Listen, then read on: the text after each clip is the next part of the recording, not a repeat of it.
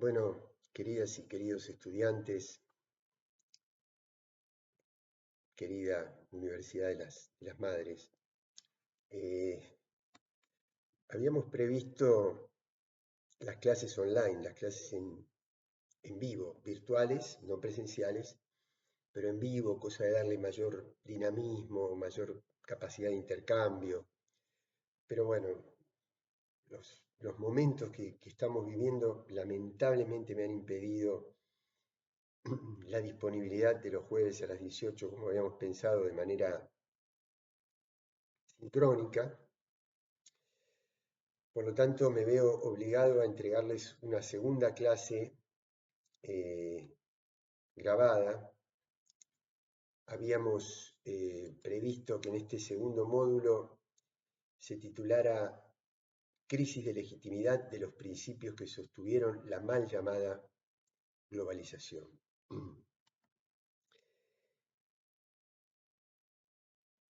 Quería comenzar aclarándoles por qué mal llamada globalización. Porque forma parte de esas trampas intelectuales que nos impone la colonización pedagógica, la colonización intelectual a la que estamos sometidos desde hace varios siglos.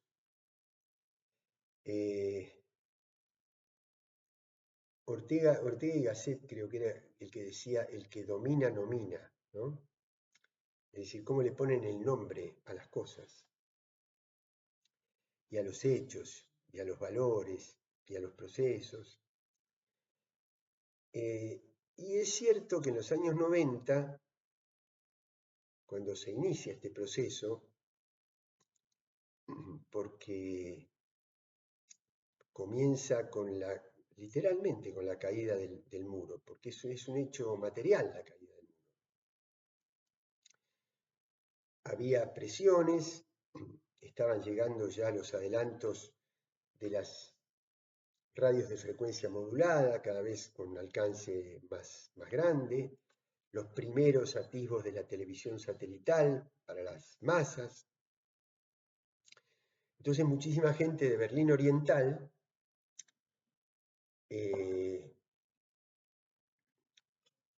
se enteraba de lo que estaba pasando en Berlín Occidental.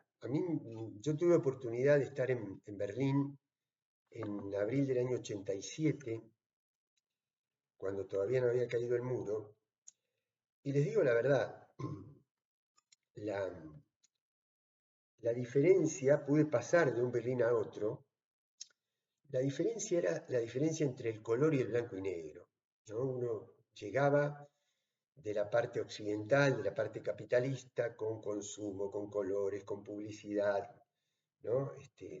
Muchas veces producto de la contaminación visual que tienen las grandes ciudades. Pasábamos por el puesto de control, cruzábamos el muro y llegábamos a un lugar sombrío, antiguo, con publicidades que se asemejaban a los de la década del 50, digamos.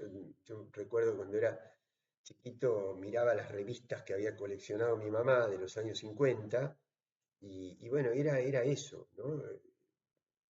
Había, por ejemplo, en un exhibidor electrodomésticos que eran, ya les digo, como aquellas revistas.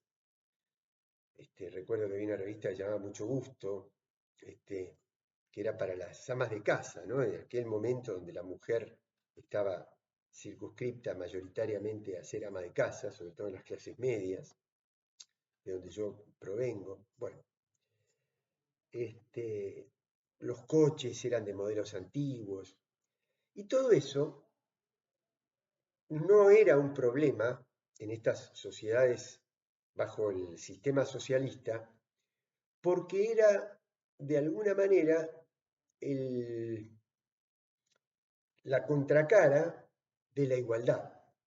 Es decir, no, era legítimo no tener todos los adelantos de los países más avanzados, porque esos adelantos de los países avanzados generaban al mismo tiempo mucha desigualdad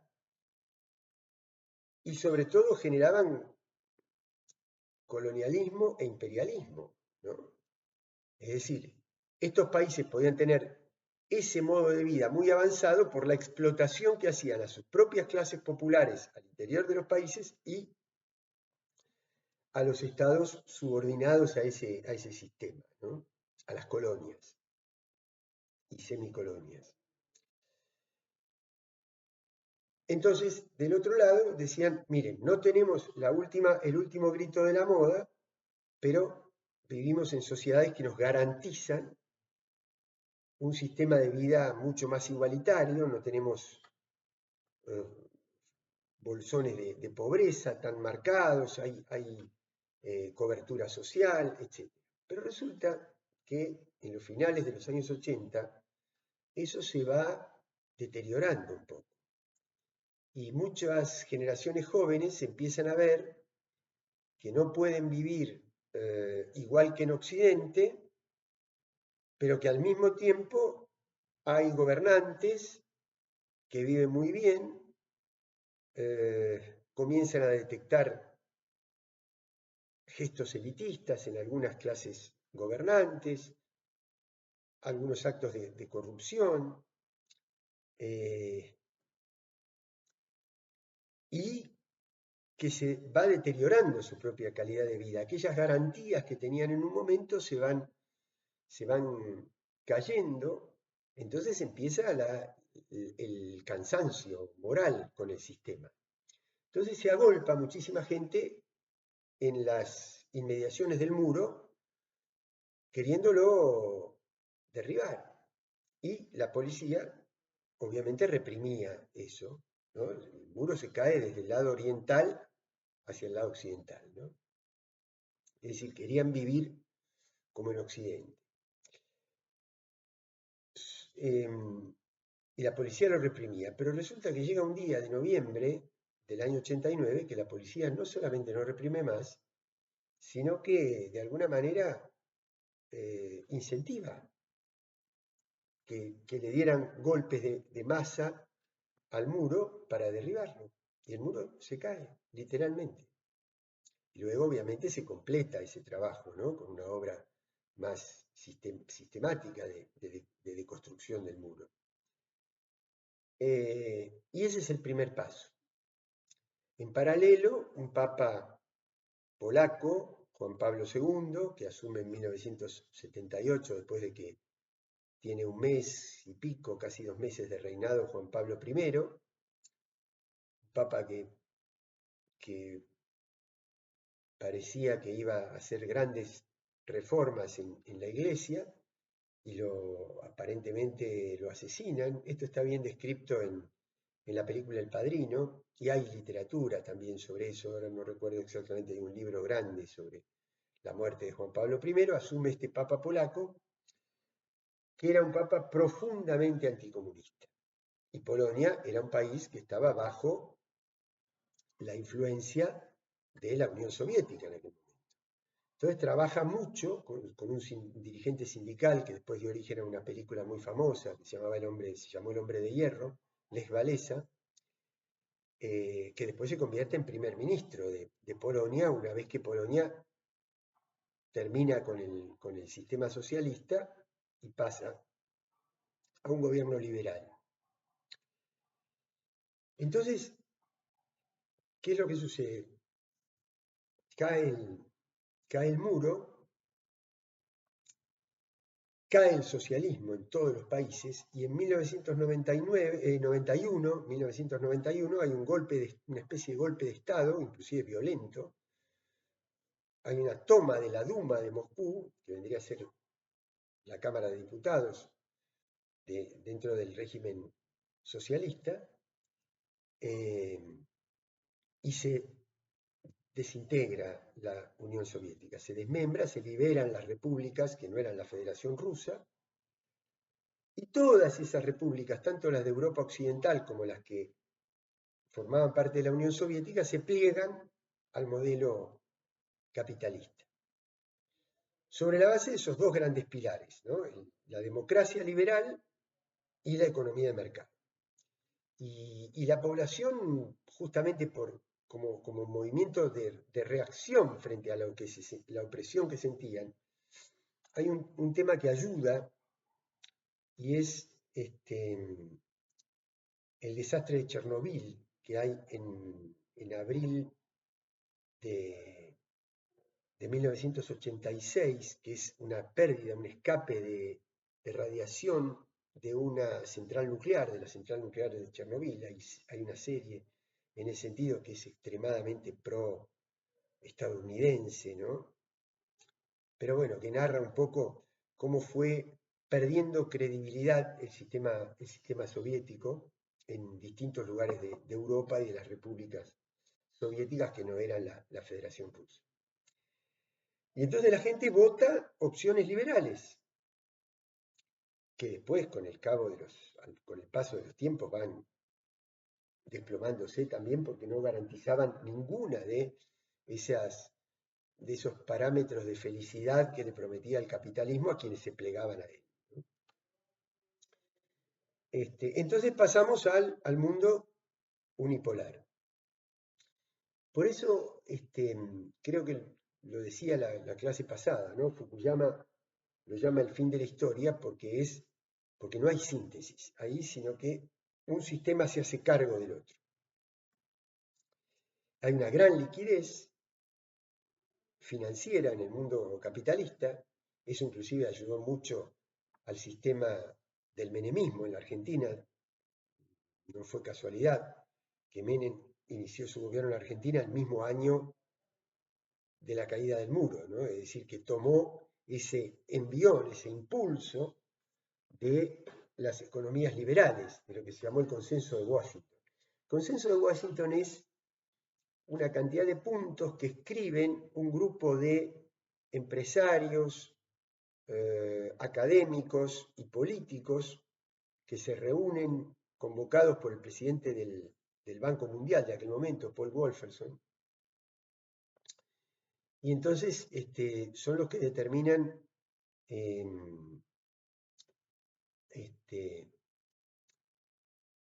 que tiene que haber cada vez un Estado más pequeño, cada vez un Estado con menos regulación, cada vez un Estado que se retire de la intervención en economía. Y claro, eso va aprendiendo en distintos países porque el sistema capitalista ya no tiene necesidad de tener estado de bienestar, porque el estado de bienestar era la valla de contención frente a la posibilidad de que el universo de las clases trabajadoras se plegaran a las ideas del comunismo. Para prevenir eso necesitaban un Estado que incluyera, un Estado que contemplara la situación de los más vulnerables, el Estado keynesiano. Pero que además era parte del capitalismo industrial, es decir, el sistema capitalista que funda su motor de crecimiento en el intercambio de bienes tangibles. Eso se fue trasladando, se fue desplazando hacia un sistema donde la base de la ganancia ya no es más el intercambio de bienes tangibles, sino la producción de dinero. Es decir, es el dinero el que genera más dinero, no el intercambio de bienes. Las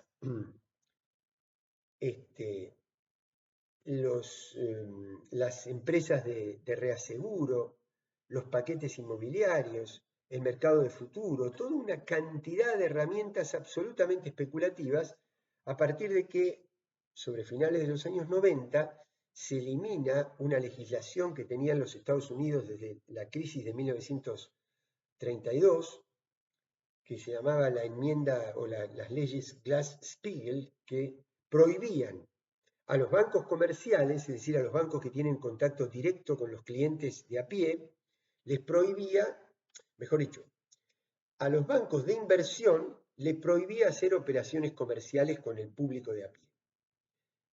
De esta manera se termina eso, se producen fusiones de bancos y los grandes bancos tienen paquetes accionarios y de recursos con los cuales generan negocios inmobiliarios extraordinarios que implican una burbuja, un aumento de precios que después la gente no puede pagar, pero que en el medio producen una tasa de ganancia extraordinaria. Sumado a las calificadoras de riesgo que decían, haga nomás porque no hay riesgo, ¿no? Entonces ganaban una tonelada de dinero y después terminaba la gente sufriendo las consecuencias cuando ya no podía pagar esos créditos. Pero la burbuja ya se había llenado y completado y ellos habían ganado una cantidad tremenda de dinero. Yo siempre lo relaciono con una imagen como muy simple que tiene que ver con el fútbol, ¿no? Que es más entendible.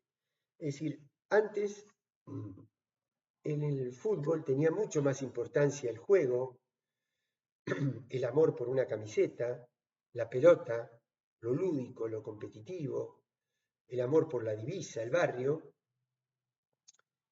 que el dinero. Pero llega un punto que el fútbol se convierte en una industria donde lo que sucede dentro de la cancha es muy pequeño en cuanto a la producción de dinero con relación a todo lo que sucede alrededor de ese fenómeno original que es el deporte en sí mismo. Lo que genera dinero está por fuera del deporte. Entonces, un jugador de fútbol ya no gana dinero por estar muchos años defendiendo su club, sino todo lo contrario, tiene que cada 6 meses ser transferido. ¿Por qué? Porque el dinero se genera a partir de la transferencia. Es decir, no es el juego lo que da lugar, sino toda la industria financiera que está alrededor. Oye, por eso es importante la marca de las medias, porque la televisión toma la publicidad de las medias de un jugador de fútbol cuando se cae y se hace el que lo golpearon muy duro, vieron lo que se acalambra, y así sucesivamente, ¿no? Inclusive las reglas cambian a partir de las obligaciones que impone la televisión. ¿Por qué? Porque lo que deja el dinero es la televisión y no el juego en sí mismo. Entonces, si hay que eliminar un reglamento, como por ejemplo el que prohibía algunas figuras que si habían sido amonestadas durante las eliminatorias a un mundial, se perdían el primer partido del mundial. Bueno, eso se limpian esas tarjetas porque los grandes sponsors no se pueden dar el lujo de que Messi o Cristiano Ronaldo en su momento, y ahora las nuevas figuras, se pierdan un partido del Mundial de Fútbol. Hay mucho dinero en juego, que no tiene que ver exactamente con la pelota, sino que tiene que ver con todo el mundo financiero que rodea, ¿no? El de los representantes, el de los periodistas, el de los managers, etc. Donde tienen mucho que ver los magnates rusos primero y los magnates árabes después, los árabes que surgen a partir de la industria del petróleo, y los rusos, que eran los anteriores burócratas de la burocracia estatal soviética, que ahora pasan a formar parte de las grandes empresas. ¿Por qué? Porque eran los que manejaban las empresas de la economía estatal soviética y ahora pasan a ser socios de los grandes capitales financieros del sistema occidental, del sistema globalizado. Entonces, llegamos a un mundo que ya no está dividido en dos sistemas, sino que está globalizado. Pero resulta que cuando uno mira cómo se distribuye la riqueza en ese mundo, se da cuenta que no hay tal globalización, que hay una segmentación muy grande de la población, es decir, una mal llamada globalización.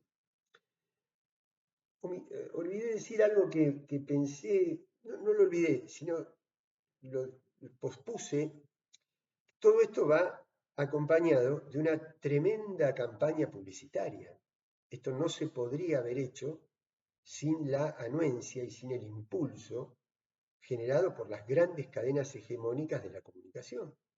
porque esa misma concentración que se fue dando del capital, de los medicamentos, de los alimentos, de las materias primas, también se da a nivel de la concentración de los grandes medios de comunicación que forman parte de ese sistema, porque cotizan en bolsa, porque además con el salto tecnológico tienen la capacidad de una misma noticia replicarla en el resto del mundo en tiempo real.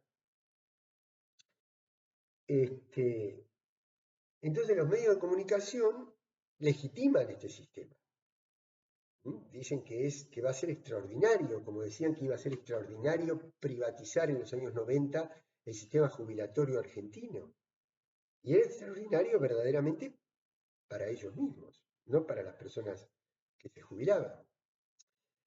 Yo recuerdo que había un programa de televisión, un periodista llamado Bernardo Neustadt, un programa de televisión llamado Tiempo Nuevo, que en la etapa de Menem hizo el mismo papel, desempeñó el mismo papel que luego jugó la Nata para la destitución de Cristina, ¿no? Él comenzaba su programa con un reloj de taxi, los taxis tenían un reloj mecánico en aquel momento, no era electrónico como ahora, donde iban cayendo fichas,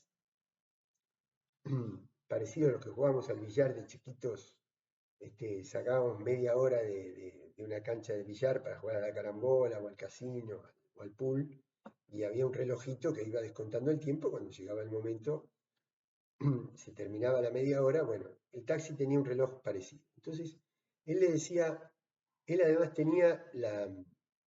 tuvo la lucidez de dirigirse a una persona común, que él le llamaba genéricamente Doña Rosa. Decía, fíjese Doña Rosa, le decía Bernardo Neustadt, en Tiempo Nuevo. Mire lo que marca este reloj, cuando empezaba el programa. Cuando terminaba el programa, el reloj marcaba otra cifra, ¿no? Entonces, ¿qué decía él? Mire, esto es lo que perdió la Argentina, es decir, usted, Doña Rosa, por culpa de que el Estado sigue manejando los ferrocarriles. Y así fue legitimando ante la población un clima de privatización, favorable a la privatización, ¿no? Ahora, ustedes fíjense, si todos sabemos que el poder real es el poder económico, el poder financiero, y que un Estado que debería defender los intereses generales, el interés universal, el interés del pueblo, de los más empobrecidos, tendría que tener herramientas para sentarse con esas grandes empresas, porque si no esos monopolios terminan manejando un dinero que a veces es superior al de los estados, muchas veces, y sobre todo de estados de ingresos medios o pequeños como la Argentina y otros países latinoamericanos. Ahora, una cosa es la capacidad que tiene un Estado para sentarse a discutir con el poder real si maneja las tarifas de electricidad, si maneja el petróleo, si maneja los ferrocarriles, si maneja las centrales hidroeléctricas, si maneja el gas, si maneja las telecomunicaciones, que cuando se desprende de todo eso, y esta colonización cultural que recién les narraba del programa de televisión, crea un discurso por el cual la población termina apoyando que el Estado se desprenda de todas esas palancas de desarrollo con las cuales se podía haber sentado con mucha más fortaleza a discutir con el poder económico, ¿no? Todo eso fueron los años 90, pero todo eso se va desvaneciendo por la realidad. Es decir, yo recuerdo que cuando se cae el muro, cuando se produce todo ese proceso de la caída del bloque socialista, se decía, y bueno, lo que cayó no es el marxismo-leninismo, lo que cayó es el socialismo real, es decir, el socialismo aplicado.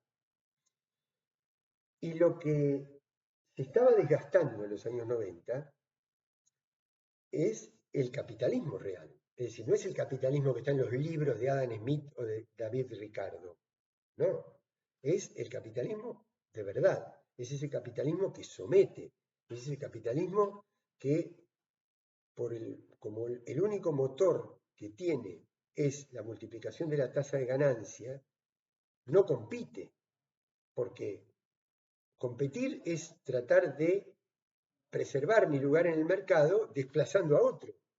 Por lo tanto, hay un mercado cada vez más concentrado, es lo contrario de la competencia porque se dirige al monopolio, ¿no? Bueno, ese capitalismo real es el que comienza a empobrecer a todas estas sociedades que se habían plegado hacia el capitalismo, viniendo del sistema socialista, y que empiezan a dudar de nuevo y empiezan a volver a reflexionar, y eso es lo que lleva, por ejemplo, a que en el año 99, después de una crisis muy grande de legitimidad del modelo liberal, Vladimir Putin, digamos, recupere, digamos, para el Estado un rol muy importante, un liderazgo desde la política muy importante que vuelve a hacer crecer a Rusia y la convierte en una potencia como la que es hoy, que está triunfando a pesar de todas las trampas que le tendió la OTAN en la guerra de Ucrania, ¿no? Entonces, por eso han entrado en crisis esos dos grandes, fíjense que los dos grandes parámetros o patrones de la globalización, tanto la democracia liberal, en la cual nadie se siente representado, como la economía de mercado, hoy ya no están vigentes. Uno, porque le ha quitado legitimidad del pueblo. El pueblo ya no cree en esa democracia fofa, que es mucho más permeable a los intereses del poder económico que a la voluntad popular expresada en el voto, si es que no se la completa con otros mecanismos de participación y de protagonismo popular que han ensayado distintas constituciones de América Latina. Y la economía de mercado también está en crisis a partir de la guerra de aranceles expresada por Trump, ¿no? Que yo creo que es una gran oportunidad para un país como la Argentina, para una región como América Latina y el Caribe. ¿Por qué? Porque si gracias al proteccionismo y a los aranceles cuesta más caro vender y cuesta más caro comprar, lo que no podemos comprar de afuera lo podríamos fabricar perfectamente nosotros, lo que implicaría elevar el nivel de las escuelas técnicas, del sistema científico-tecnológico, del nivel educativo y de formación de nuestros trabajadores más calificados. Hay que hacerlo de manera creativa, innovadora, no replicando herramientas que se aplicaron en otros momentos de la historia, pero sí conservar esa filosofía de la sustitución de importaciones para el desarrollo industrial. Y si nos cuesta más vender afuera, hay que elevar el poder adquisitivo del mercado interno, aumentando el poder de compra del salario real con tarifas más baratas de energía y alimentos más baratos, combustible más barato, para que el salario alcance para poder comprar en el mercado interno lo que cuesta más caro vender hacia afuera. Bueno, pero ¿a dónde llevó? ¿A qué tipo de mundo llevó esa globalización de los años 90? Llevó a un mundo con un nivel de concentración de riqueza extraordinario, inmoral, incalificable, porque ustedes fíjense que según Oxfam, que es una fundación nórdica que contempla, pero Tomás Piketty también lo hizo en su libro y en sus trabajos de investigación, nos indica que un puñado de 80 familias concentra fortunas personales o familiares del mismo volumen que los casi 8.000 millones de seres humanos que habitan el planeta. 80 familias, la misma cantidad que 8.000 millones de seres humanos. Ese dinero es incontable. no hay tiempo físico desde el origen de la humanidad hasta ahora para contar en billetes semejante cantidad de dinero. Por lo tanto, lo hace ingastable por generaciones. Y además con una velocidad de reproducción, justamente por el sistema financiero. Ustedes se dieron cuenta que Trump va a recibir a Milei, suben las acciones. Lo recibe un poco menos, bajan y se desploman las acciones. Y eso es ganancia, ¿no? Tuvimos la última medida que tomó el presidente Milei para la liquidación de las exportaciones de soja, que generaron ganancias en las 7, 8 empresas que liquidaron, que se anotaron en ese sistema, ganaron entre 1.500 y 2.000 millones de dólares en un par de días. Eso es una velocidad de reproducción del capital fenomenal que no tiene nada que ver ni con el mercado, ni con la producción de bienes, ni con la industria, sino exclusivamente con la especulación financiera. Gracias a esa manera de generar la riqueza, ¿no?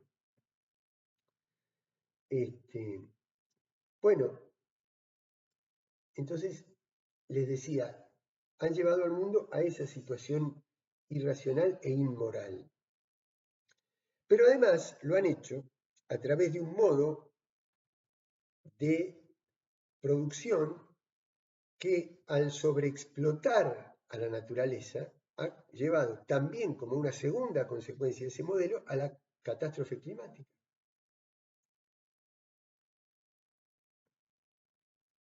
Y como si esto fuera poco, la familiaridad con la posibilidad de un conflicto nuclear, que ahora por suerte se ha atenuado. Pero ¿de dónde viene eso? Esto viene porque justamente el capitalismo siempre desplaza del sistema y tiende a la concentración. Cuando llega el límite en una economía local, tiene que extenderse regionalmente, luego nacionalmente.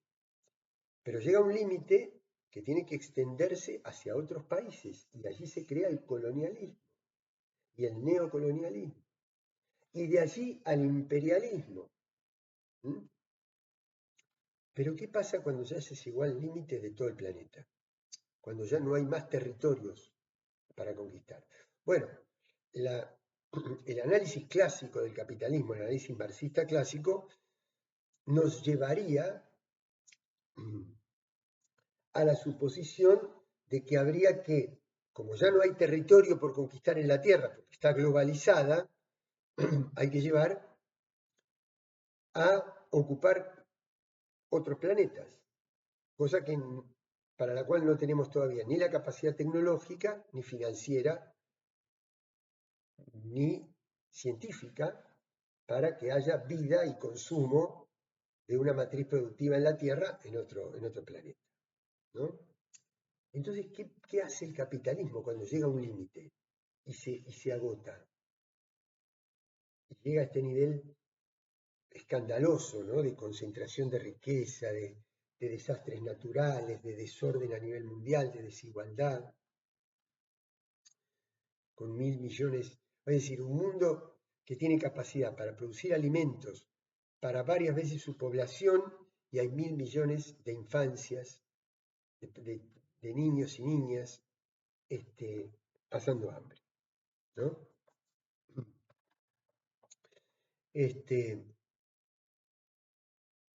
¿Qué es lo que hace? Implosiona.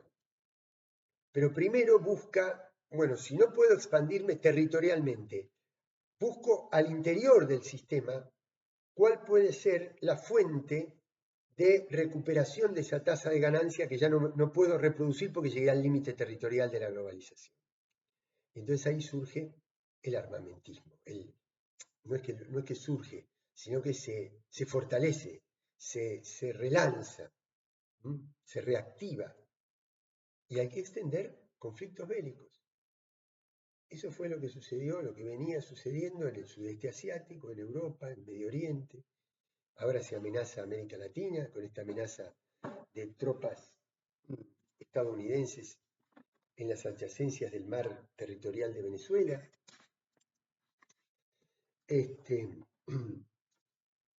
Por lo tanto, es tremendamente cuestionable desde el punto de vista ético el proceso que estamos viviendo.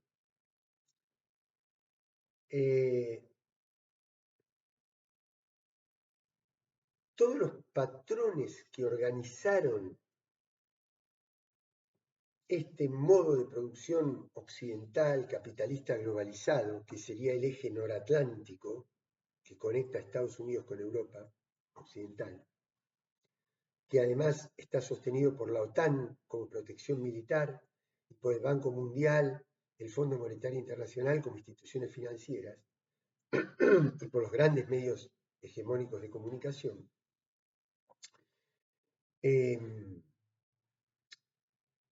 Este sistema que ha llevado a su límite está tremendamente deslegitimado. Vamos a poner algunos ejemplos. Los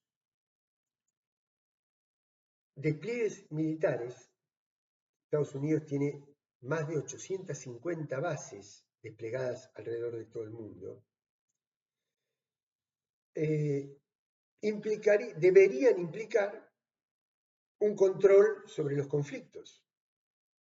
Sin embargo, tenemos cada vez más despliegue militar. Si ustedes ingresan a la página del Pentágono, les va a decir cada fuerza militar de los Estados Unidos, la Fuerza Aérea, la Armada, los Marines, la cantidad de detonaciones de bombas que han hecho y están en aumento año tras año. Y sin embargo los conflictos no solamente no ceden, sino que se agravan.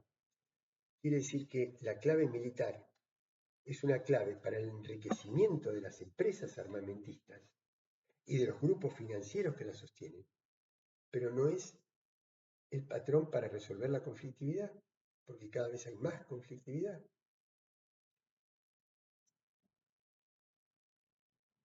Del mismo modo podríamos hablar de la DEA y el narcotráfico.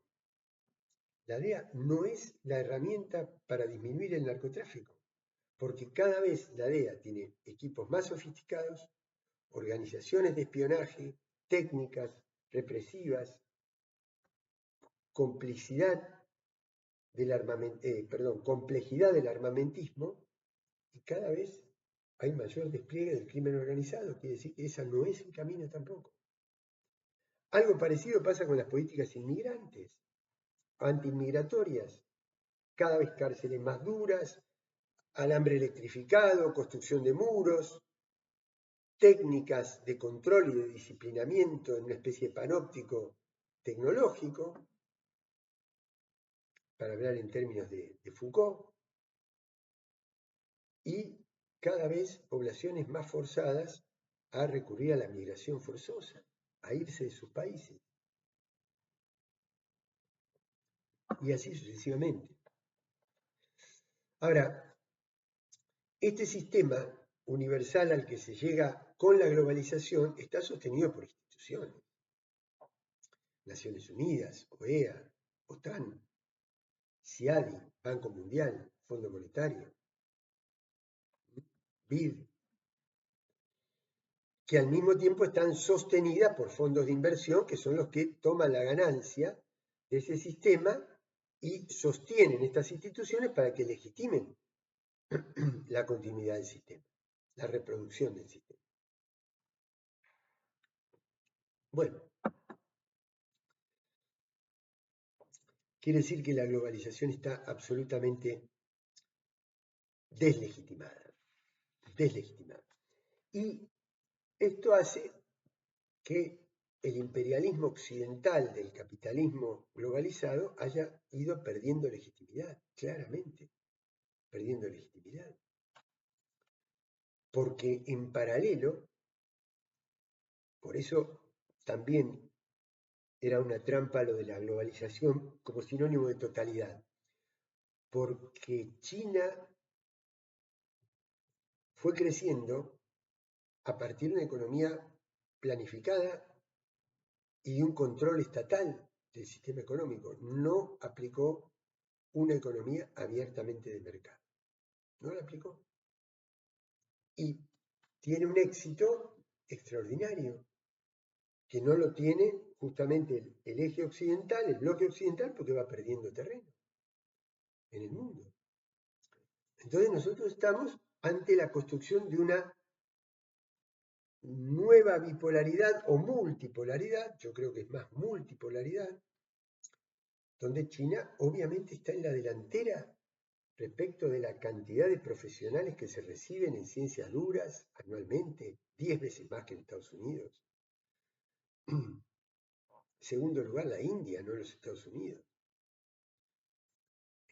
La fabricación de energías limpias, de tecnologías de comunicación de quinta generación, el famoso 5G, la inteligencia artificial, los nuevos materiales, los autos eléctricos, el sistema de patentes, las publicaciones científicas. En todos estos aspectos, China está en la delantera respecto de los Estados Unidos y los BRICS, Brasil, Rusia, India, China, Sudáfrica, hoy gobiernan mayor cantidad de población y mayor PBI económico que el G7, que es el grupo de los países más industrializados del capitalismo occidental.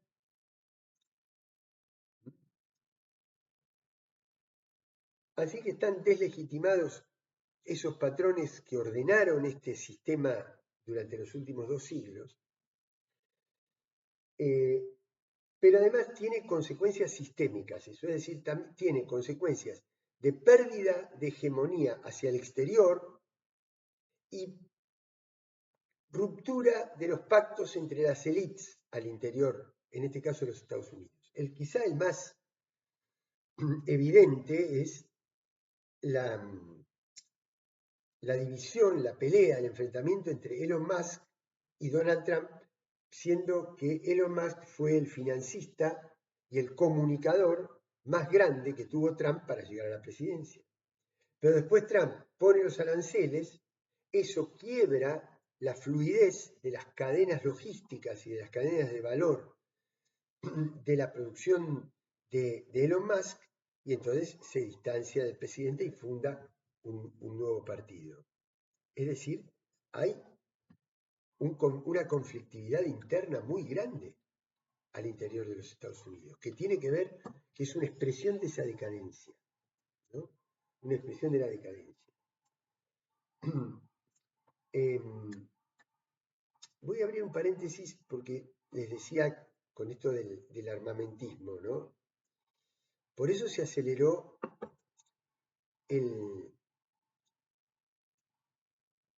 la guerra de Ucrania, porque se buscaba, ustedes saben que en el año 72 el archienemigo de los Estados Unidos era la Unión Soviética y Henry Kissinger convence al presidente Nixon de Estados Unidos en aquel momento que tenía que hacer un gesto de acercamiento a China para separarlo definitivamente de la Unión Soviética. Y esta vez hay un esquema parecido, pero invirtiendo los roles. Estados Unidos no es que se acercó a Rusia, eso lo intentó hacer Trump. Pero Biden dice, cerquemos a China, que es nuestro archienemigo, haciéndole la guerra a Rusia, ¿no? La técnica de la aproximación, de la circunvalación de China para atraparla. Entonces, se mandan flotas al mar del sur de la China para respaldar a Taiwán y bloquear la proyección al Pacífico del comercio chino, y se trata de debilitar a su aliado estratégico Rusia, porque justamente el objetivo es debilitar y perjudicar a China. Como ustedes habrán visto en estos días, que el secretario del Tesoro y Trump mismo le dice a Milei que van a invertir en la Argentina o que van a auxiliar en la Argentina en la medida que Argentina les garantice echar a China del país, ¿no? Bueno, entonces trataron de debilitar a Rusia, la amenazaron tanto que Rusia reaccionó contra Ucrania, ¿no? Entonces le imponen sanciones, primero le hace una guerra a la OTAN, Estados Unidos y toda Europa. 28 países creo que son los que integran la OTAN o más. Porque se sumaron algunos que no integran la Unión Europea, como Suecia y Noruega, por ejemplo. Bueno, La cuestión es que tratan de vencer a Rusia en la guerra. Como no pueden militarmente, le imponen sanciones económicas y financieras. ¿Para qué? Para que la población rusa, la parte europea de la población rusa, en Moscú y en San Petersburgo, que tiene formas de vida muy similares a las de Europa, muy conectadas con el capitalismo europeo, fuercen al gobierno o a cesar la guerra o a renunciar, ¿no? Y no sucede eso. No sucede, porque Rusia reemplaza el McDonald's, reemplaza las grandes marcas, reemplaza las aseguradoras, reemplaza algunas ramas de la industria y por lo tanto no pueden debilitar la economía rusa, que además, como se le priva de que siga vendiendo su petróleo a Europa, se ve forzada a comerciar ese petróleo con los países asiáticos. Y además lo hace en moneda regional, no en moneda, con un clearing de monedas locales, no con dólar. Por lo tanto, aquello que parecía destinado a debilitar a Rusia, la termina fortaleciendo y debilita a la OTAN y debilita a Europa, que entra a una guerra, tiene que aumentar para eso su presupuesto militar, desatender otras ramas de la industria y generar, por lo tanto, protestas sociales muy grandes, porque el presupuesto se va en la industria bélica y no en infraestructura social. Por lo tanto, las consecuencias de esa guerra fueron exactamente las opuestas a la que Occidente se había inclinado para poder amenazar a Rusia. Es decir, deslegitimidad del sistema, consecuencias al exterior y al interior de la población de los Estados Unidos. La población de los Estados Unidos está muy segmentada en este momento, ¿no? Cada vez menos americanos sueñan con el sueño americano, porque se sienten excluidos. Así que, bueno, quería ir entrando en una parte más, segundo tramo, más final de la clase,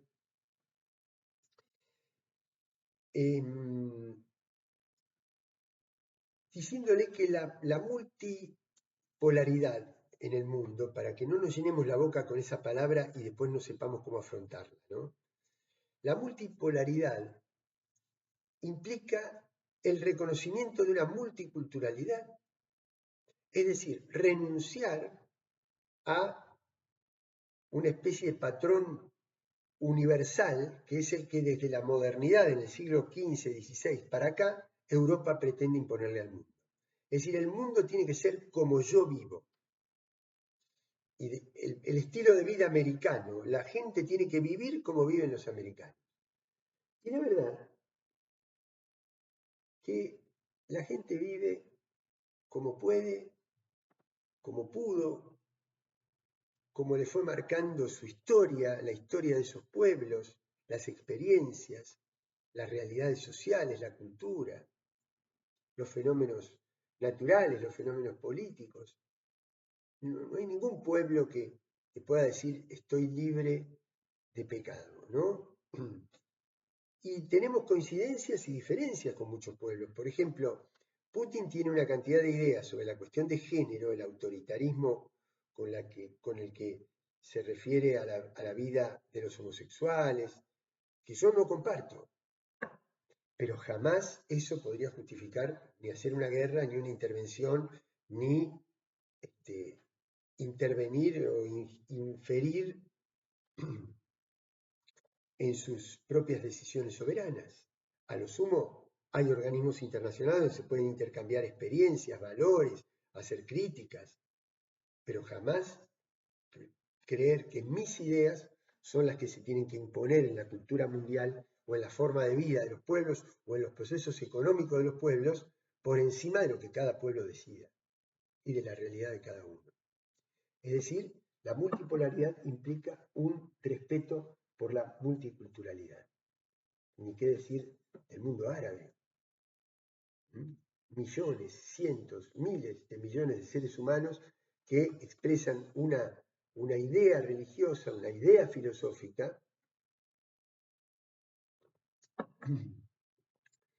que hay que respetar, porque las civilizaciones orientales son muy ricas en historias, en historia común. Son estados-civilización que se van configurando, ¿no? Desde distintas perspectivas. Y eso implica un respeto absoluto, digamos, por esa diversidad, por esa multisingularidad en la que está el mundo, ¿no?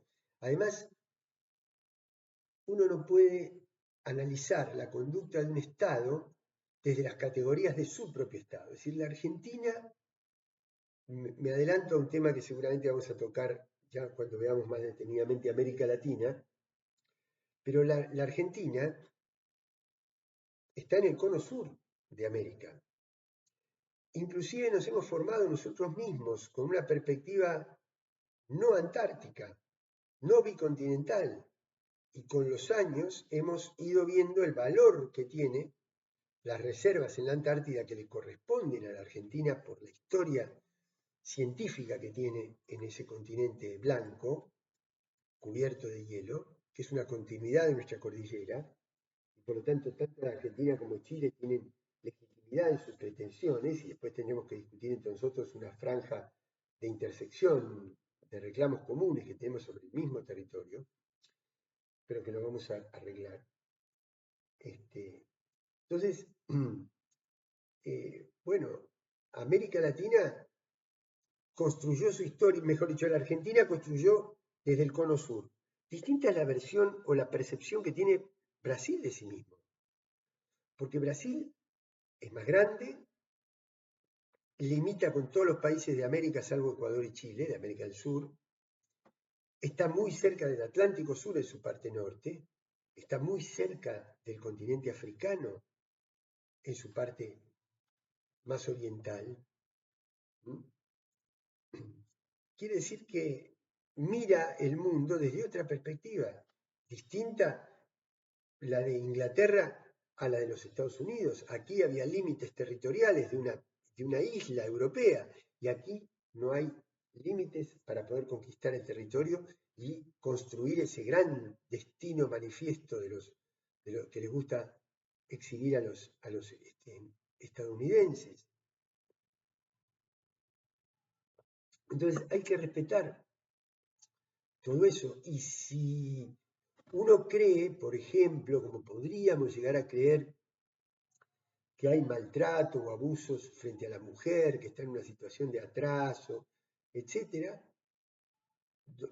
bueno, se hace conversando, se hace ocupando lugares en los organismos internacionales para intercambiar experiencias, hablar, analizar, que es el mismo diálogo, conexión que tenemos que tener con nuestros pueblos originarios para ver cómo integramos y no cómo separamos. Pero tampoco doblegar, tampoco conquistar, tampoco imponer, ¿no?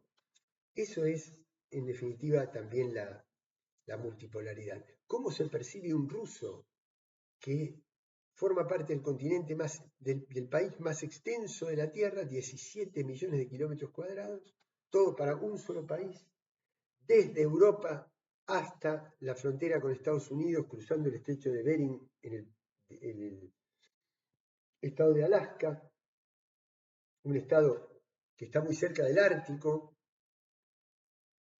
que tiene infinidad de cadenas montañosas, de mares interiores euroasiáticos, como el Mar Rojo, el Mar Caspio, el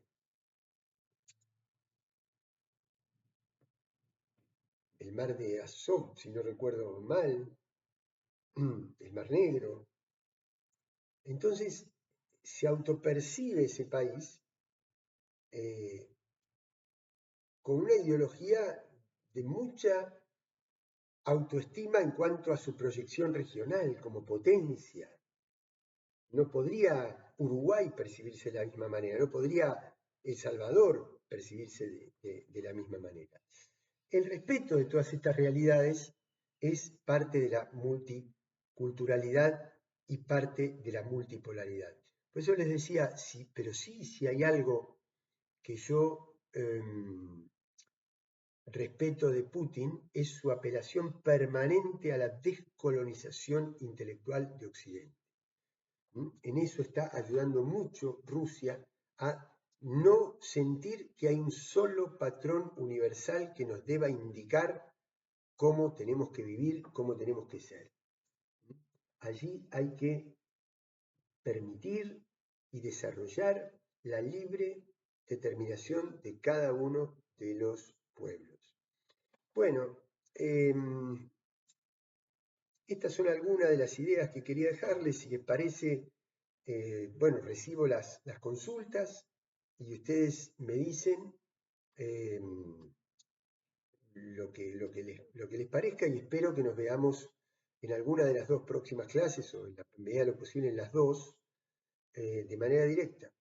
Les mando un saludo muy grande y como siempre quedo a disposición y nos estaríamos viendo en el tercer módulo de la cursada, del seminario. Un fuerte abrazo.